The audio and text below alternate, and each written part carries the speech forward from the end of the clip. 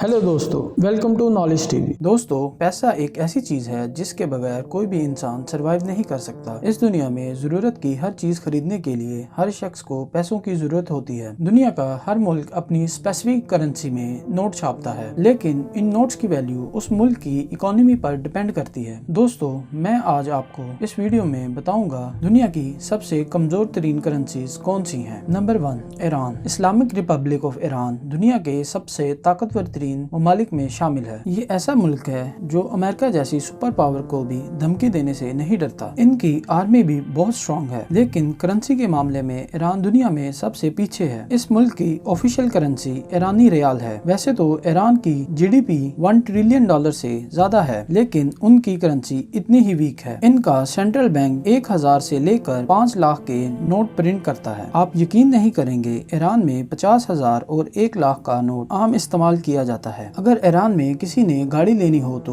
उस शख्स को तकरीबन 80 करोड़ खर्च करने पड़ते हैं। अगर ईरान की करेंसी को पाकिस्तानी करेंसी से कंपेयर किया जाए तो पाकिस्तानी 1000 रुपए ईरान के 2,40,000 रुपए के बराबर बनते हैं। Number 2, Vietnam. दोस्तों, ये भी एक एशियन कंट्री है। ये साउथ ईस्ट एशिया में वाक़या है। इस मुल्क की आबादी 9 करोड़ 70 लाख से ज्यादा है। वियतनाम दुनिया में अपने famous bridge gold hand bridge की वजह से मशहूर है। वैसे तो कुदरती लिहाज से वियतनाम एक खूबसूरत मुल्क है, लेकिन ज्यादातर लोग दुनिया में इस मशहूर ब्रिज को देखने आते हैं। इस मुल्क की इकोनॉमी भी काफी डाउन है। इसकी ऑफिशियल करेंसी वियतनामी डोंग है। नेशनल बैंक ऑफ वियतनाम ने डोंग करेंसी को 1978 में प्रिंट करना शुरू किया था, लेकिन ग्लोबल मार्केट में इस करेंसी की कोई वैल्यू नहीं है। वियतनाम में 100 से लेकर 5 लाख तक के नोट इस्तेमाल होते हैं। अगर आपको वियतनाम में एक मोटरसाइकिल खरीदनी है तो आपको 1 करोड़ 30 लाख डोंग देने पड़ेंगे। अगर इसको पाकिस्तानी रुपए से कंपेयर किया जाए तो पाकिस्तानी 1000 रुपए वियतनामी डोंग के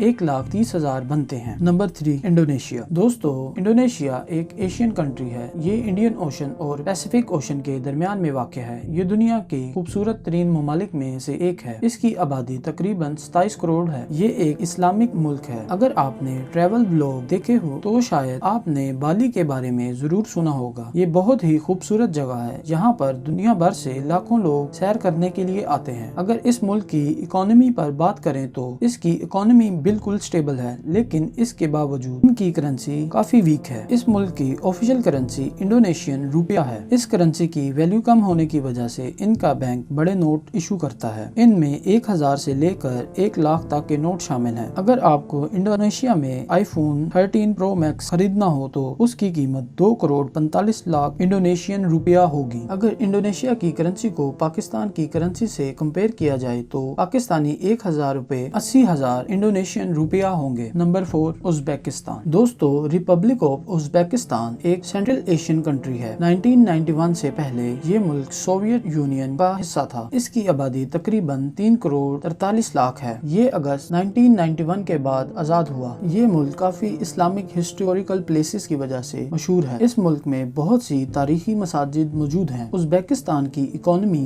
दूसरे काफी ममालिक से बेहतर है, लेकिन इसके बावजूद इस मुल्क की करेंसी की वैल्यू ना होने के बराबर है। उज्बेकिस्तान की ऑफिशियल करेंसी उज्बेकिस्तानी सोम है। अगर आपको उज्बेकिस्तान में iPhone 13 Pro Max खरीदना हो तो इसकी कीमत 1 करोड़ 80 लाख होगी। अगर उज्बेकिस्तान की करेंसी को पाकिस्तानी करेंसी से कंपेयर किया जाए तो पाकिस्तानी 1000 रुपए उज्बेकिस्तान के 60,000 रुपए बनते हैं। अगर आप इस तरह की और भी मजीद इंफॉर्मेटिव वीडियोस देखना चाहते हैं तो इस वीडियो को लाइक करें और हमारे चैनल को सब्सक्राइब जरूर करें।